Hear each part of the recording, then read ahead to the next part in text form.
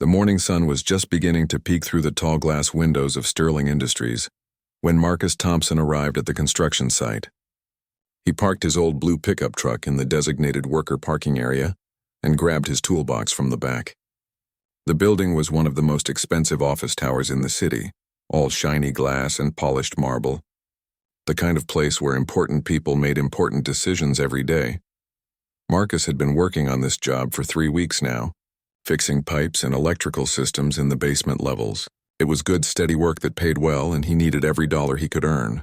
Being a single father was not easy, especially when your 8-year-old daughter had medical problems that required expensive treatments and medications. As he walked toward the service entrance, Marcus thought about Emma sleeping peacefully in their small apartment across town. Mrs. Rodriguez, their elderly neighbor, would wake her up in an hour and help her get ready for school. Marcus always left early so he could work longer hours and earn overtime pay. Every extra dollar went toward Emma's medical expenses or into the small savings account he was building for her future. The first part of his workday went smoothly. Marcus was good at his job and took pride in doing quality work. He had learned construction from his father, who had taught him that honest work was something to be proud of no matter what other people might think. When you fixed something that was broken, you made people's lives a little bit better, and that mattered. Around 10:30 in the morning, Marcus's phone rang. The number on the screen made his heart skip a beat. It was Emma's school. He answered quickly, his hands already shaking with worry. "Mr. Thompson, this is Nurse Williams at Riverside Elementary. Emma is having some breathing difficulties and we need her emergency inhaler right away. She says her backup inhaler is in your truck." Marcus felt his stomach drop. Emma's asthma had been getting worse lately, and the doctor had warned them that she needed to have her rescue inhaler with her at all times. He had been so busy getting ready for work that morning that he had forgotten to check if she had taken her backup inhaler to school. "I'll be right there," Marcus said, already putting down his tools and heading for the door. "Tell her Daddy is coming." Marcus ran through the building toward the main lobby, his work boots echoing loudly on the polished floors. He needed to get to his truck quickly, drive to Emma's school, and bring her the inhaler she needed. His daughter's health was more important than any job, and he knew his supervisor would understand. The main lobby of Sterling Industries was like something from a movie, with its high ceiling, expensive artwork, and massive marble reception desk. Marcus had never been in this part of the building before. Usually, workers used the service entrances and stayed in the basement levels where the mechanical systems were located. As Marcus hurried toward the front doors, a security guard stepped in front of him. The man was wearing a crisp uniform and had the kind of serious expression that meant he did not like what he was seeing. "Hold on there, buddy. Where do you think you're going?" "I need to get to my truck," Marcus explained, trying to stay calm even though panic was rising in his chest. "My daughter is having an asthma attack at school, and her inhaler is in my vehicle outside." The security guard looked Marcus up and down, taking in his dusty work clothes, his safety boots, and the small stains on his shirt from the morning's repair work. His expression did not change. "You can't just walk through here looking like that. This is a professional business environment." Marcus felt his face growing hot with embarrassment, but he tried to stay focused on what mattered. "Sir, please. My little girl can't breathe properly. I just need 30 seconds to get to the parking lot." Before the security guard could respond, a sharp voice cut through the air like a knife. "What exactly is going on here?" Marcus turned to see a woman walking toward them with quick, confident steps. She was wearing an expensive business suit that probably cost more than Marcus made in a month. Her blonde hair was pulled back perfectly and her blue eyes were cold as ice. Everything about her screamed wealth and power and superiority. This was Victoria Sterling, the CEO of Sterling Industries, though Marcus did not know her name yet. He only knew that she was looking at him like he was something unpleasant that had been tracked in on someone's shoe. "Ma'am, I'm sorry to bother you," Marcus began, his voice respectful despite the panic he was feeling.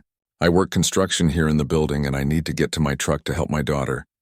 She's having an asthma attack at school." Victoria looked at Marcus with obvious disgust.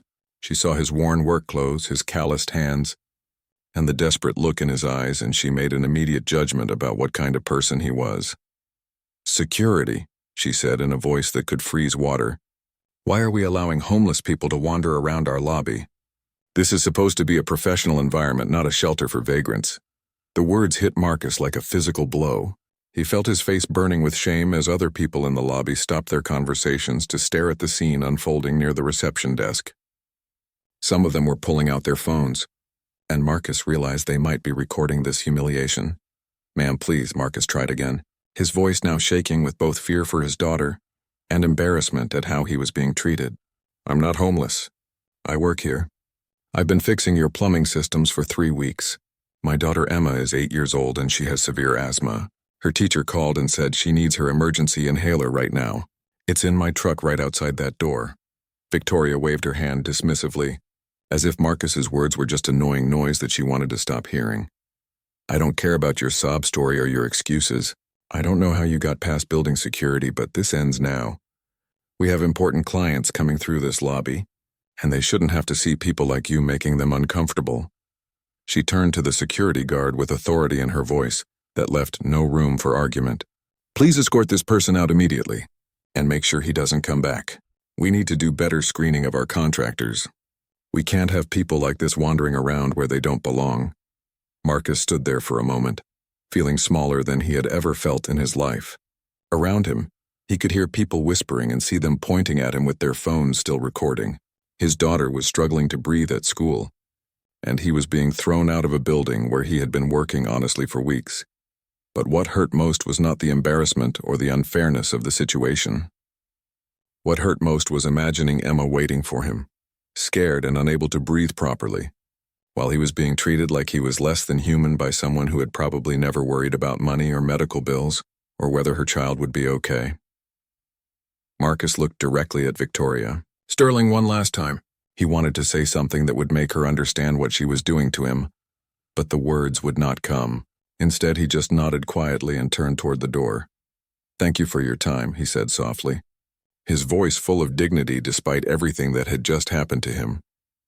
As Marcus walked out of the Sterling Industries lobby, his shoulders straight despite his humiliation, he could hear Victoria saying something to her assistant about needing better security procedures. He pushed through the glass doors and ran to his truck, his hands shaking as he started the engine. 15 minutes later, Marcus was at Emma's school, holding his daughter as she used her inhaler and her breathing slowly returned to normal. She looked up at him with her big brown eyes, so trusting and full of love for her father who always came when she needed him. "Are you okay, Daddy? You look sad." Marcus hugged her tighter and kissed the top of her head. "I'm fine, sweetheart. Daddy's just fine. Everything is going to be okay." But as he held his daughter in the school nurse's office, Marcus could not stop thinking about the cold look in Victoria Sterling's eyes, and the way she had spoken about him like he was not even human. He had been humiliated in front of strangers, treated like dirt, and made to feel ashamed of honest work that he did to take care of his child. Marcus Thompson was a good man who worked hard and loved his daughter more than anything in the world. But Victoria Sterling had made him feel like none of that mattered, like he was worthless simply because he was not wealthy like her. Neither of them could imagine that fate would bring them together again in just a few months, under very different circumstances that would change both of their lives forever. Part 2. The Crisis Unfolds. 3 months had passed since the humiliating incident at Sterling Industries. Marcus Thompson had finished his work on that building and moved on to other construction jobs around the city. He tried not to think about that terrible morning in the marble lobby, but sometimes late at night when Emma was sleeping, the memory would creep back into his mind. The way Victoria Sterling had looked at him, the cold dismissal in her voice, the shame he had felt in front of all those strangers. But Marcus was not the type of man to dwell on past hurts. He had Emma to think about, bills to pay, and a future to build. His daughter was doing much better with her asthma now that they had adjusted her medications, and she was excelling in school. Her teacher, Mrs. Patterson, often praised Emma's intelligence and kindness, telling Marcus that his daughter was one of the brightest students she had ever taught. Marcus had found steady work with a plumbing company that specialized in emergency repairs for office buildings downtown. The pay was good, and his supervisor, Joe Martinez, appreciated Marcus's skill and reliability. Joe had become something of a mentor to Marcus, often saying that good workers were hard to find, and that Marcus had what it took to start his own business someday. "You've got the skills and the work ethic," Joe would tell him during their coffee breaks. "All you need is the confidence to believe in yourself." Marcus would smile and thank Joe for the encouragement, but deep down he still carried the sting of that day at Sterling Industries. It was hard to believe in yourself when someone had made you feel so small, so worthless, so invisible. Meanwhile, across town in the executive offices of Sterling Industries, Victoria Sterling was dealing with problems of her own. The past few months had been incredibly stressful as she fought to keep control of the company her father had built from nothing 40 years ago. A group of international investors led by a ruthless businessman named Richard Blackstone had been trying to buy Sterling Industries for months. They claimed they wanted to modernize the company and expand its operations, but Victoria knew better. Blackstone was known for buying successful companies, stripping away their assets, firing their employees, and selling off the pieces for huge profits. Victoria had built her entire identity around being strong, independent, and in control. She had worked twice as hard as any man to prove herself in the business world, and she was not about to let some corporate vulture destroy everything her family had created. But the stress was wearing on her more than she wanted to admit. The threatening messages had started 2 weeks ago. First, they came through email, messages telling her to accept Blackstone's buyout offer or face the consequences. Victoria had forwarded them to the police, but Detective Morrison said there was little they could do without more specific threats or evidence of who was sending them. Then the messages became more personal and more frightening. Someone had left a note on her car windshield that said, "Stop fighting what's inevitable." Another message had been slipped under her office door that contained a photo of her leaving her apartment building with the words, "We know where you live," written across it in red ink. Victoria hired a private security company to provide her with a bodyguard, but she hated feeling helpless and dependent on others for protection. She had always prided herself on being able to handle any situation, and now she felt like a prisoner in her own life. Her bodyguard was a professional named David Chen, a former police officer who took his job seriously. He accompanied Victoria everywhere during business hours, staying close but trying to remain invisible so as not to interfere with her work.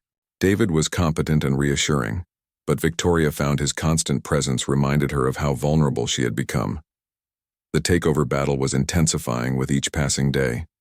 Victoria spent long hours with her lawyers and financial advisors, looking for any legal way to block Blackstone's aggressive pursuit of her company. She had meetings with potential allies, phone calls with board members, and strategy sessions that often lasted until late in the evening. On this particular Tuesday, Victoria had been in meetings since 7 in the morning. It was now past 8 in the evening, and most of the Sterling Industries employees had gone home to their families. The usually busy office building felt empty and echoing as Victoria finally packed up her briefcase and prepared to leave for the day. David Chen, her bodyguard, was supposed to escort her to her car as he did every evening, but around 6 o'clock, David had received an emergency call from his wife saying their young son had been rushed to the hospital with a high fever. Victoria had insisted that David go to his family, telling him she would be fine staying late to finish her work. "I'll be okay for one evening," Victoria had assured him. "The building has security and I'll go straight to my car.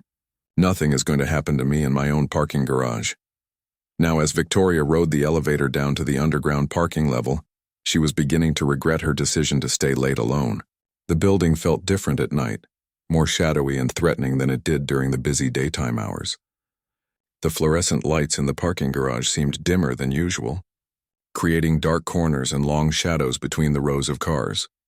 Victoria's silver Mercedes was parked in her reserved spot near the elevator, but as she stepped out into the garage, she noticed how quiet and empty everything seemed. During the day, this garage was always full of activity with employees coming and going, but now it felt like a tomb.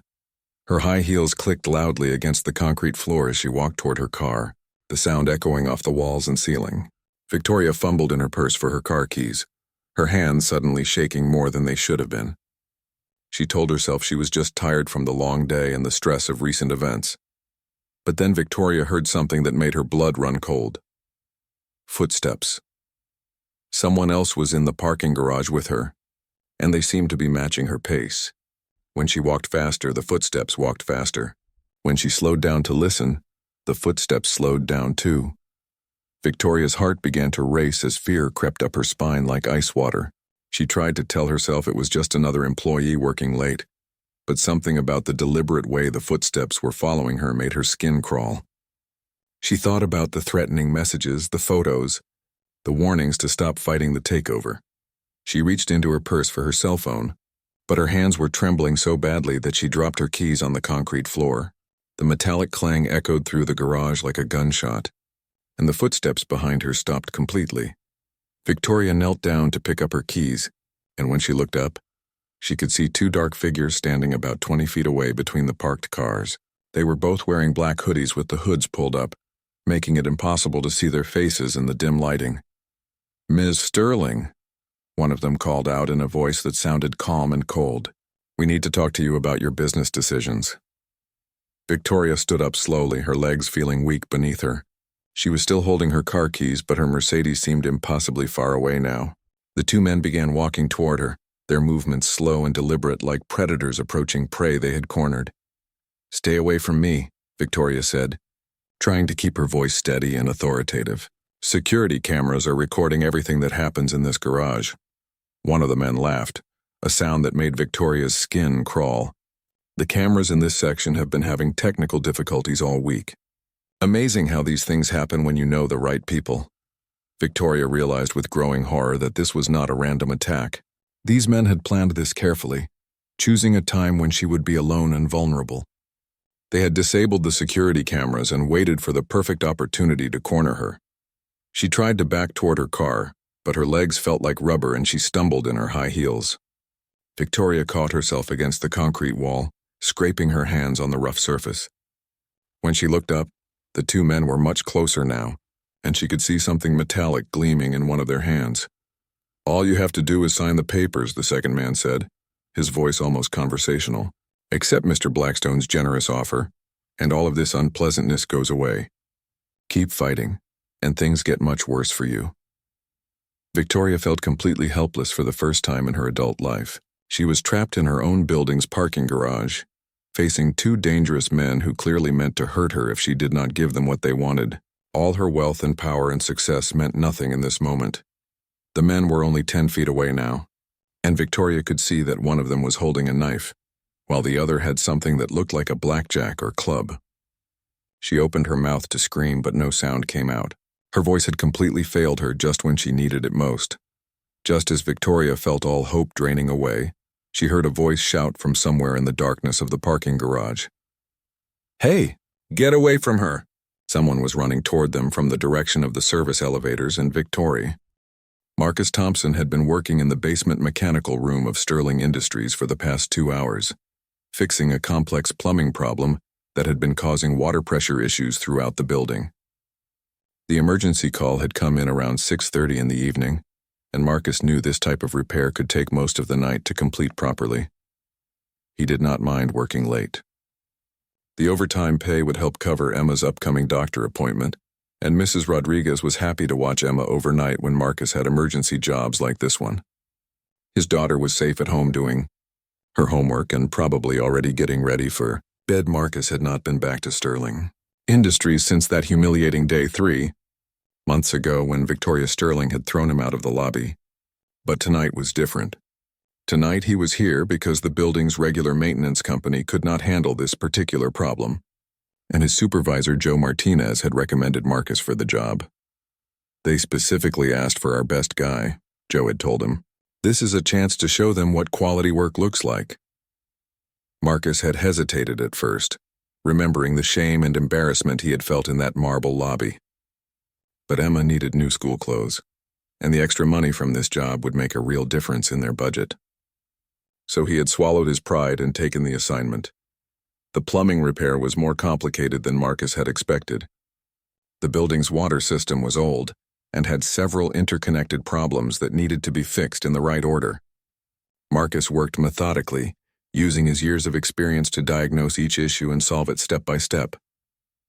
Around 8:30, Marcus heard the building's ventilation system shut down for the night, which meant most of the employees had gone home.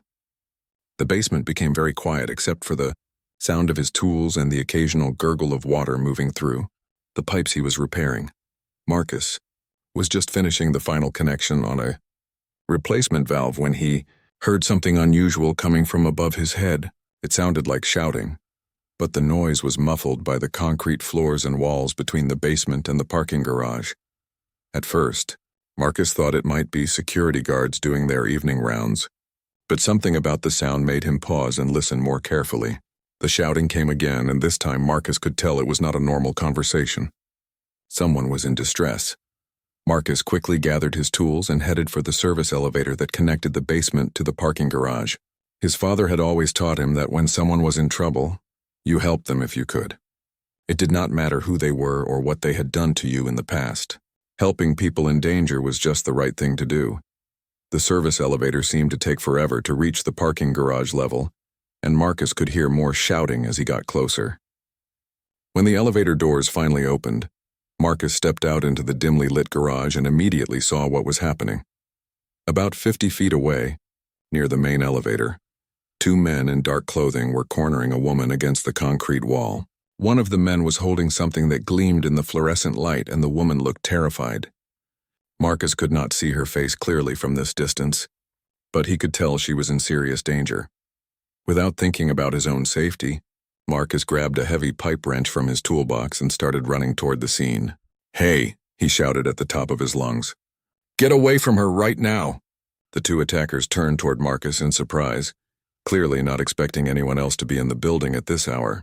Marcus could see their faces now under their hoodies, and both men looked dangerous and experienced. One was tall and thin with cold eyes, while the other was shorter but muscular with scars on his hands.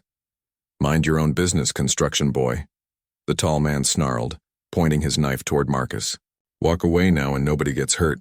But Marcus was not going to walk away. As he got closer, he realized with shock that the woman being attacked was Victoria Sterling, the same CEO who had humiliated him 3 months ago. For just a moment, Marcus felt a flash of the old anger and hurt from that day in the lobby. But then he looked at Victoria's face and saw pure terror in her eyes. She was not the powerful, arrogant executive who had treated him like dirt. She was just a human being in danger, and that was all that mattered to Marcus in this moment. "I said get away from her," Marcus repeated, raising his wrench and moving closer. "This is your last warning." The muscular attacker laughed harshly. "You think you can take both of us with a wrench? You should have stayed in the basement where you belong."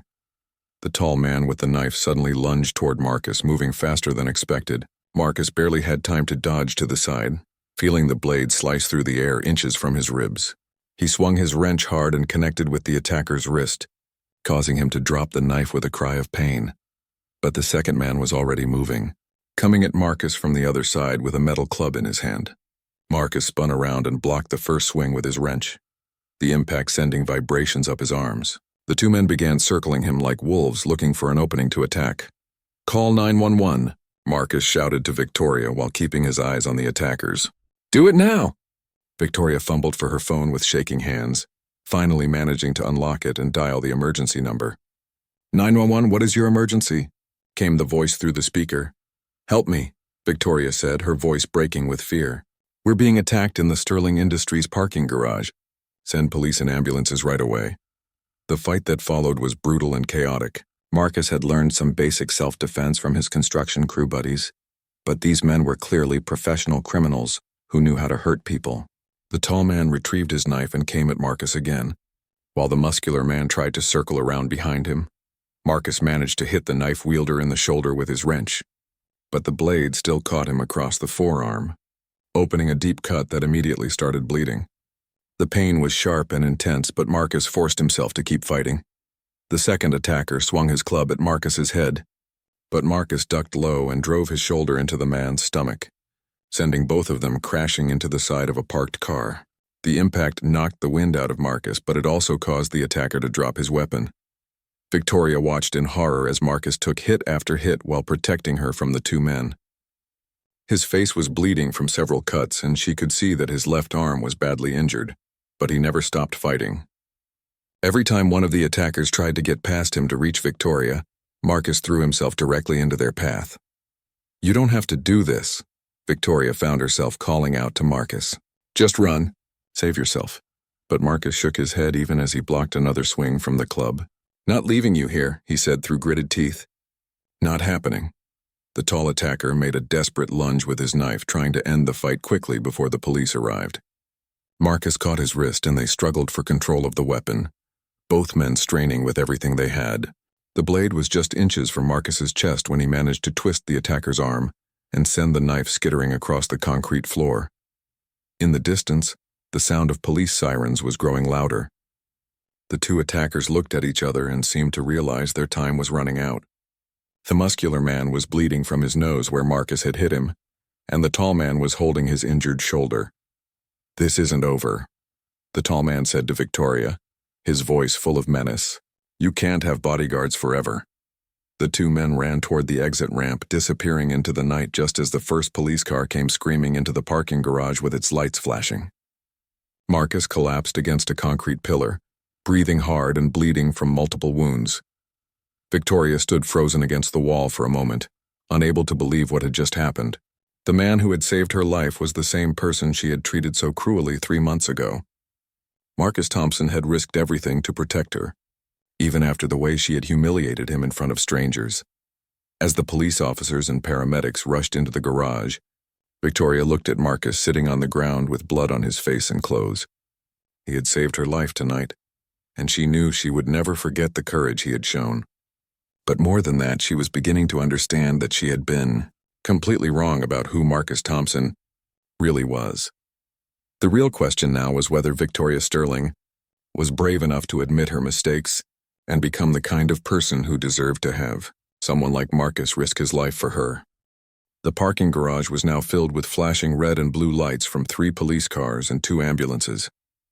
Paramedics rushed toward Marcus, who was still sitting against the concrete pillar, bleeding from cuts on his face and holding his injured left arm against his chest. Victoria stood nearby, watching everything with a mixture of shock, guilt, and something else she could not quite identify. "Sir, we need to check your injuries," said a young paramedic named Sarah, kneeling down beside Marcus. "Can you tell me your name and what happened here tonight?" Marcus looked up at the paramedic, his face pale from blood loss and exhaustion. "My name is Marcus Thompson. 2 men were attacking that woman over there and I tried to help. They had a knife and some kind of club." Sarah began examining the cuts on Marcus's arm and face while her partner brought over medical supplies. "This cut on your forearm is pretty deep. You're going to need stitches and we should take you to the hospital to make sure there's no nerve damage." "I can't go to the hospital," Marcus said, trying to stand up despite his injuries. "My daughter Emma is at home with our neighbor. She's only 8 years old and she gets scared when I'm not there. I need to get back to her." Victoria heard these words and felt something twist painfully in her chest. Even after being attacked and injured while saving her life, Marcus's first concern was for his daughter. She remembered Emma from that day in the lobby 3 months ago, a sweet little girl with big brown eyes who had been struggling to breathe while her father begged for help. Detective Ray Morrison approached Victoria while the paramedics worked on Marcus. Morrison was a veteran police officer with 20 years of experience, and he had been investigating the threats against Victoria for the past 2 weeks.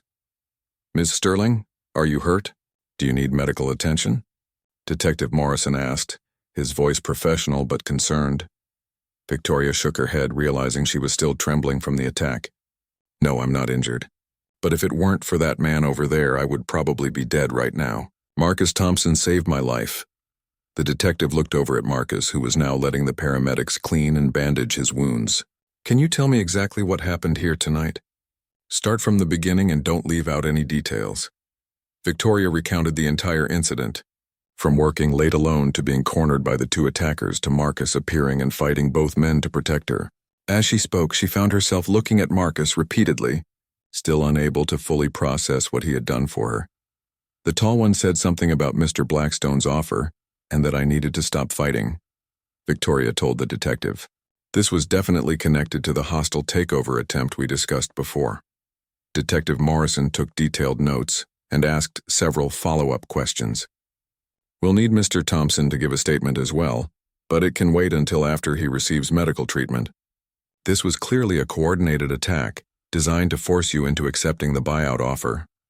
Meanwhile, the paramedics were trying to convince Marcus to go to the hospital, but he kept refusing their suggestions. "I understand your concerns about your daughter," Sarah said patiently, "but these injuries need proper medical attention. What if we arrange for someone to check on her while you're being treated?" Victoria found herself walking over to where Marcus was sitting. This was the first time she had been this close to him since that terrible day in the lobby, and she felt overwhelmed by shame and gratitude in equal measure. "Mr. Thompson," Victoria said quietly, her voice uncertain. "The paramedics are right. You need to go to the hospital. I can arrange for someone to stay with your daughter until you get back." Marcus looked up at Victoria, and for a moment neither of them spoke. His face was bruised and bandaged, but his eyes were still kind despite everything he had been through. Victoria realized this was the same gentle expression he had worn that day when he was begging for help for his sick daughter. "You don't need to do that, Miss Sterling," Marcus said softly. "Mrs. Rodriguez, our neighbor, she'll take care of Emma. She always does when I have to work late or deal with emergencies." Victoria felt tears starting to form in her eyes, though she tried to blink them away. "I don't understand why you helped me tonight. After what I did to you, after how I treated you in my lobby, why would you risk your life for me?" Marcus was quiet for a long moment, looking down at his bandaged hands. When he finally spoke, his voice was calm and thoughtful. "My father taught me that when someone is in trouble, you help them if you can. It doesn't matter who they are or what they've done before. It just matters that they need help. But I was horrible to you," Victoria said, her voice breaking slightly. "I humiliated you in front of strangers. I called you homeless and had you thrown out when your daughter was sick. I treated you like you were nothing." Marcus nodded slowly. "Yes, you did. And that hurt. It hurt a lot, especially because Emma was having trouble breathing and I was just trying to help her. But tonight wasn't about what happened before. Tonight you were in danger, and that was all that mattered to me." Detective Morrison approached them with his notepad ready. "Mr. Thompson, when you're feeling up to it, I need to get your statement about what happened here. But I want you to know that what you did tonight was incredibly brave. You probably saved Ms. Sterling's life." Marcus accepted help from the paramedics to stand up, wincing as he put weight on his bruised ribs. "I just did what anyone should do. I hope you catch those men before they hurt someone else." "We will," Detective Morrison assured him. "We've been building a case against the people behind these threats for weeks. Tonight's attack gives us the evidence we need to make arrests." Victoria watched as Marcus slowly walked toward the ambulance, still refusing to be transported to the hospital, but allowing the paramedics to finish treating his injuries. She realized she still did not know much about this man who had risked everything for her. "Mr. Thompson, wait," Victoria called out, hurrying to catch up with him. "I need to know more about you. I need to understand who you really are." Marcus turned back to face her, looking tired but patient. "What do you want to know, Ms. Sterling?" "Everything," Victoria said, surprising herself with the honesty in her voice. "I want to know about your daughter, about your life, about what kind of person risks their safety for someone who treated them terribly. I want to understand how I could have been so wrong about you." Marcus studied Victoria's face for a moment as if trying to decide whether her interest was genuine. "Emma is 8 years old, and she's the most important thing in my life. Her mother died in a car accident 2 years ago, so it's just the two of us now. I work construction and plumbing jobs to pay for her medical treatments and save money for her education." "What happened to your wife?" Victoria asked gently. "Car accident on a rainy night," Marcus said, his voice becoming quieter. "Sarah was coming home from her job at the hospital where she worked as a nurse. A drunk driver ran a red light and hit her car. She died instantly, but at least she didn't suffer." Victoria felt her heart breaking as she listened to Marcus's story. Here was a man who had lost his wife tragically, was raising a sick child alone, worked multiple jobs to make ends meet, and still found the courage and compassion to save a stranger's life. The contrast between his character and her previous judgment of him was overwhelming. "I am so sorry," Victoria said, meaning every word. "I'm sorry about your wife, and I'm sorry about how I treated you. I made assumptions about you based on your appearance, and I was completely wrong about who you are as a person."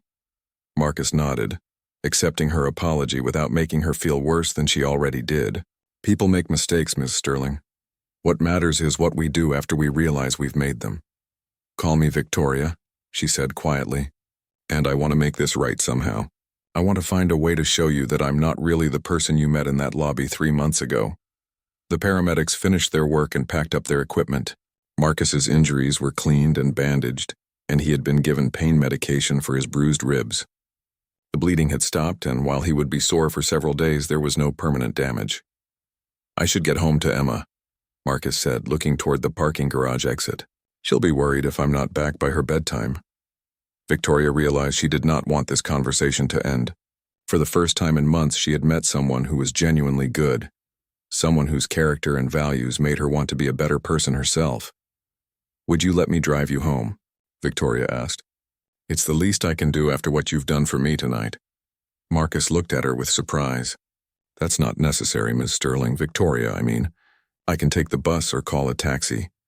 "Please," Victoria said, and she realized she was almost begging. "Let me do this one small thing. Let me start making up for how I treated you." After a moment of hesitation, Marcus nodded. "Okay, thank you. That would actually be helpful since my truck is still parked in the workers' lot, and I'm not sure I should be driving with these injuries." As they walked toward Victoria's Mercedes, both of them knew that something fundamental had changed between them tonight. The question now was whether Victoria could prove she was capable of becoming the kind of person who deserved to know someone like Marcus Thompson. The drive to Marcus's apartment took 20 minutes through the quiet city streets. Victoria had never been to this part of town before, where modest apartment buildings lined narrow streets and corner stores stayed open late for working families. As they drove, Marcus gave her simple directions while holding his bandaged arm carefully against his chest. "Turn left at the next light," Marcus said softly. "My building is the red brick one with the green awning." Victoria pulled up in front of a small but well-maintained apartment building. The neighborhood was clearly working class, but it was clean and safe, with children's bicycles chained to railings and small gardens growing in window boxes. This was a place where people took pride in their homes even if they did not have much money. "Thank you for the ride," Marcus said, reaching for the door handle with his good hand. "I really appreciate your kindness tonight." "Wait," Victoria said quickly, not ready for him to leave yet. "I meant what I said about wanting to make things right between us. Would you be willing to have dinner with me and Emma this weekend? I would like to meet your daughter properly and apologize to her for what happened that day in the lobby." Marcus paused, his hand still on the door handle. "Victoria, you don't owe us anything. What you did tonight, driving me home and apologizing, that's already more than enough." "But it's not enough for me," Victoria replied, her voice earnest and sincere.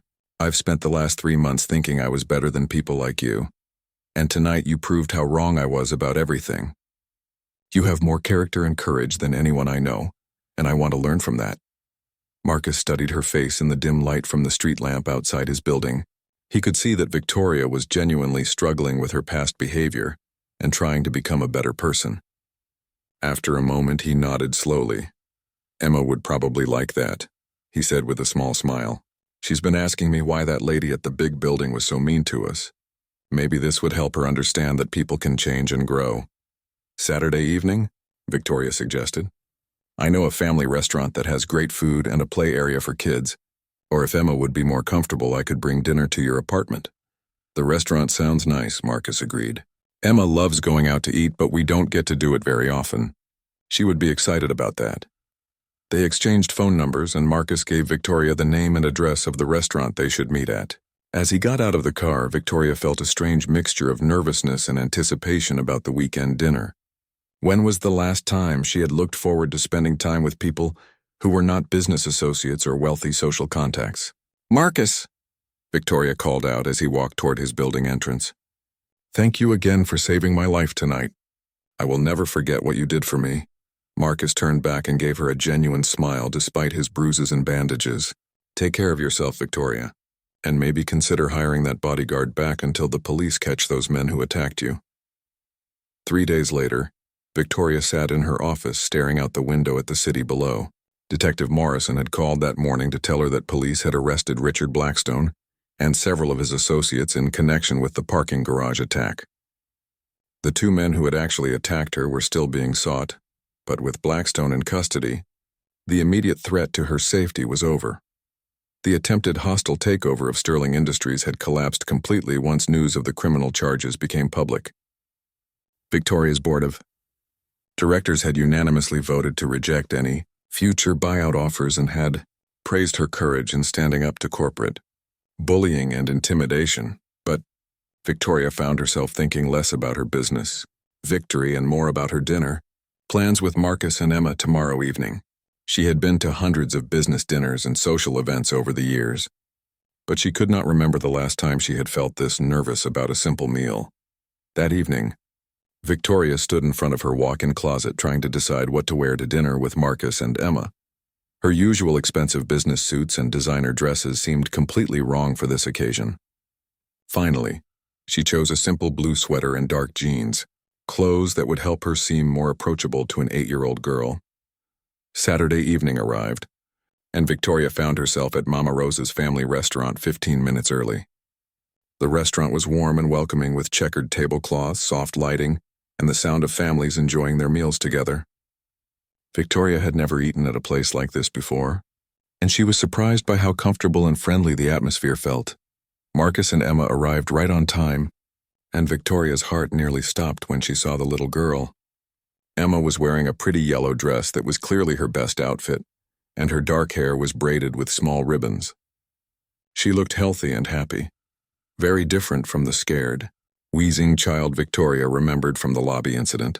"Emma, this is Ms. Victoria," Marcus said gently, his hand resting protectively on his daughter's shoulder. "She wanted to meet you and have dinner with us tonight." Emma looked up at Victoria with curious brown eyes that were so much like her father's. "Hi, Ms. Victoria. Daddy told me you said sorry for being mean to us at the big building. Is that true?" Victoria knelt down so she was at Emma's eye level, feeling tears starting to form in her own eyes. "Yes, Emma, that's absolutely true. I was very wrong to be mean to you and your daddy that day. I judged you based on how you looked instead of getting to know what kind of people you really are, and that was a terrible mistake." Emma considered this seriously for a moment. "Daddy says everyone makes mistakes, but good people try to fix them. Are you trying to fix your mistake, Ms. Victoria?" "Yes, sweetheart, I am," Victoria replied, her voice thick with emotion. "I'm trying very hard to be a better person, and I hope you and your daddy will help me learn how to do that." Emma smiled brightly and surprised Victoria by giving her a spontaneous hug. "I forgive you, Ms. Victoria.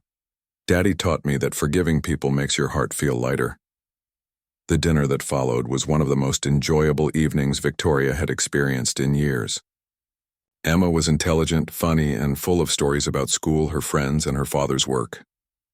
She asked Victoria thoughtful questions about her job and seemed genuinely interested in learning about the business world.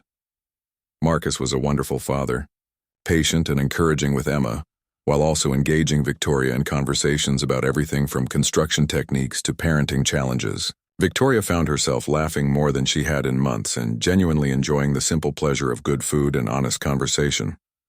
"Miss Victoria, do you have any kids?" Emma asked while eating her ice cream dessert. "No, Emma, I don't," Victoria replied honestly. "I've always been so focused on work that I never made time for a family." Emma looked thoughtful for a moment. "That sounds lonely. Maybe you could spend time with me and Daddy sometimes. We like having friends."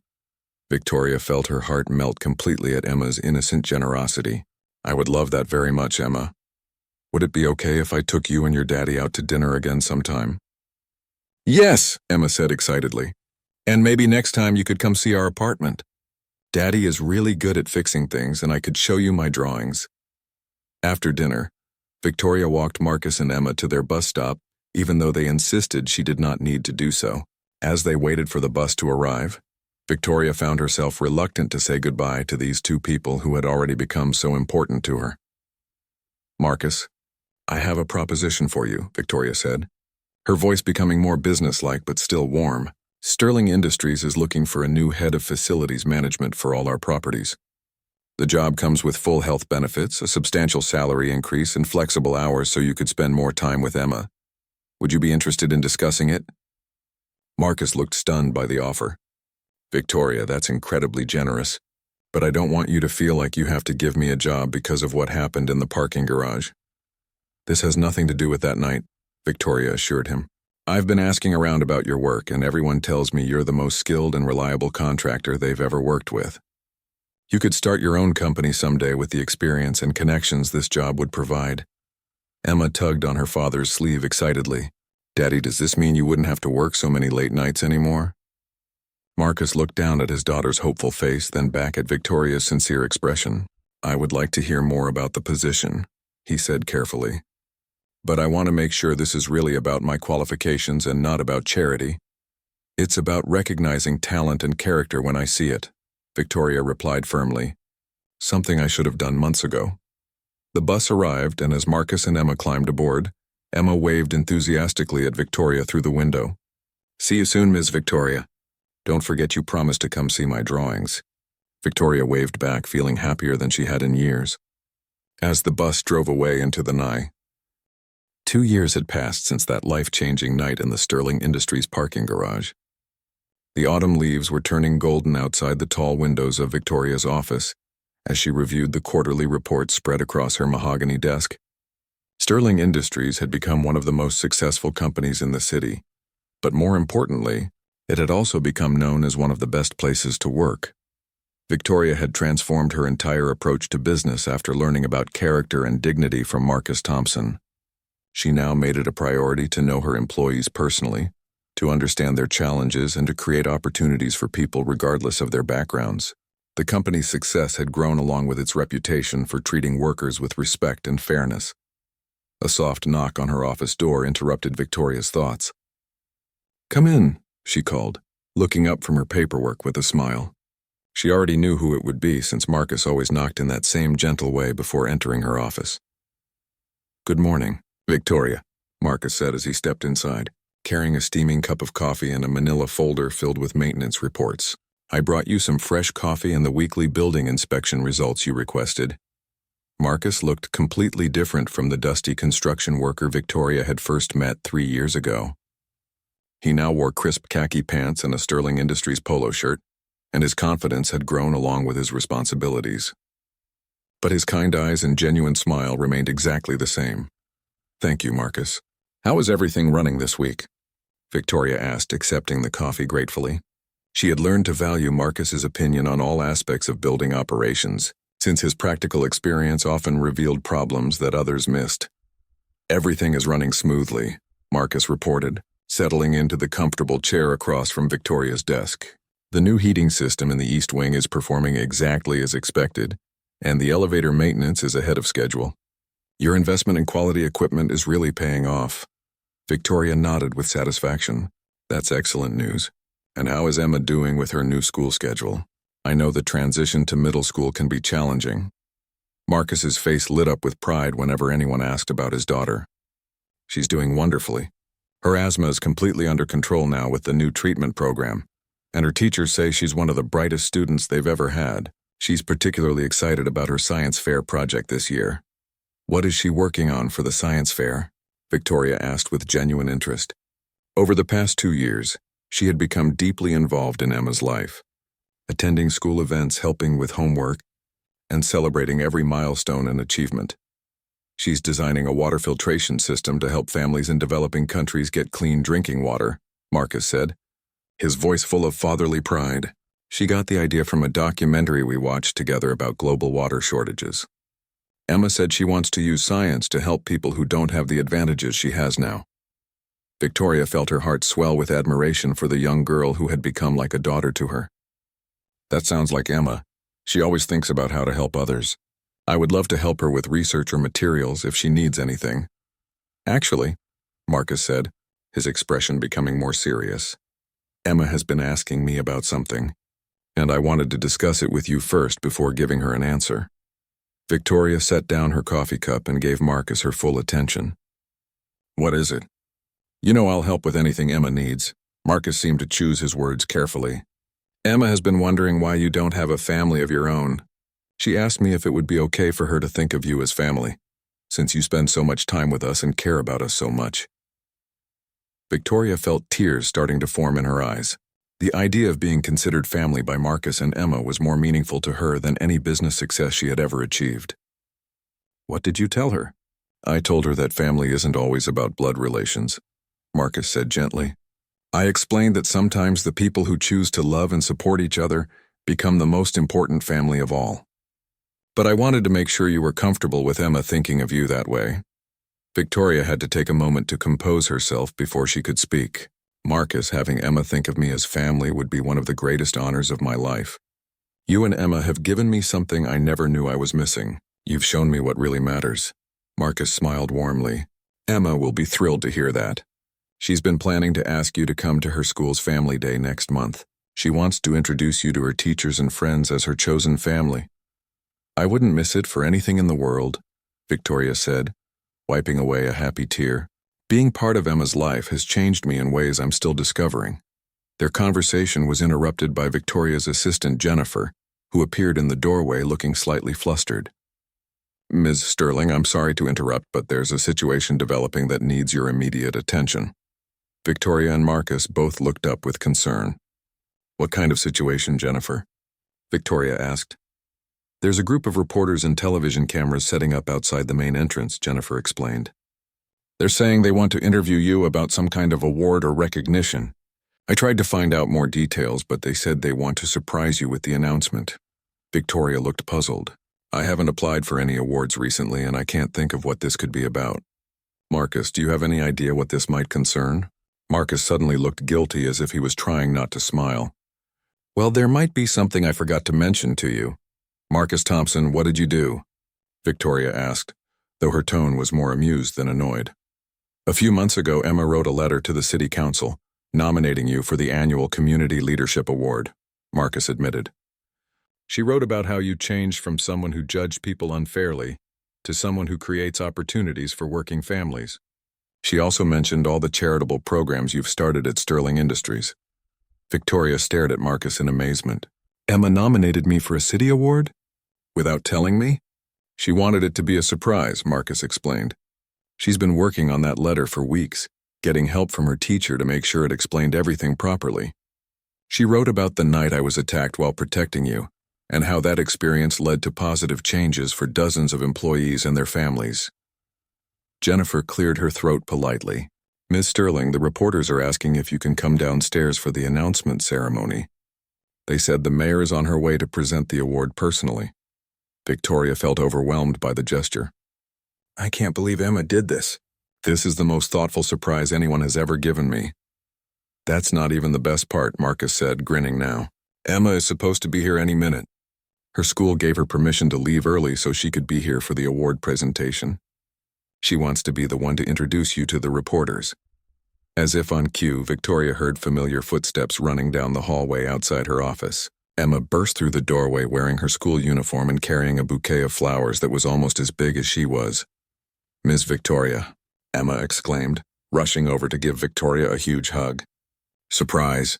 You won the Community Leadership Award, and I get to tell everyone about how amazing you are. Victoria hugged Emma tightly, feeling more proud and honored than she had ever felt about any business achievement. Emma, sweetheart, I can't believe you did this for me. This is the most wonderful surprise I've ever received. You deserve it, Emma said seriously, stepping back to look at Victoria with mature eyes that reminded her so much of Marcus. You help so many people now, and you treat everyone with kindness no matter what job they have. That's what real leaders do. Victoria looked at Marcus and Emma, the two people who had completely transformed her understanding of what success and happiness really meant. 3 years ago, she had been a lonely, judgmental woman who valued wealth and status above everything else. Now she was surrounded by genuine love and respect from people who knew her true character. Are you ready to go downstairs and accept your award? Marcus asked, offering Victoria his arm in a gesture that was both protective and supportive. Victoria linked her arm through Marcus's while Emma took her other hand. I'm ready, she said, feeling more confident and content than she had ever felt in her life. As they walked toward the elevator together, Victoria realized this was not really an ending, but a new beginning. The single father who had once been thrown out of her building had become her dearest friend and closest advisor. The sick little girl who had been dismissed and ignored had grown into a confident young woman who saw the best in people. And the cold, arrogant CEO who had judged people by their appearance had learned that true success is measured not by wealth or power, but by the positive impact you have on the lives of others. The award ceremony downstairs would be wonderful, but the real prize was walking beside her right now, holding her hand and calling her family.